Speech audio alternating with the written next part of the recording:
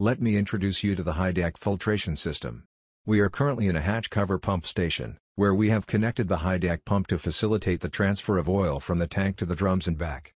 The system allows us to perform recirculation as well. Inside, we have installed a 5-micron filter, which effectively cleans the hydraulic oil. Our primary goal is to ensure the oil remains clean and free from impurities. To achieve this, we transfer the oil to other clean barrels or empty drums and then proceed with the filtration process. You can see how clean the oil becomes through this process. While it may not change the color if the oil is already dirty, our approach minimizes the particles present within the oil. The Hydac filtration system has proven to be an indispensable tool for our vessel, and it's a very effective solution. The best part is that we don't always need to replace the oil if the analysis indicates its good condition. By using recirculation and the Hydac filtration system, we can keep the oil clean and maintain its quality for extended periods. Thank you very much for your attention and interest in our process.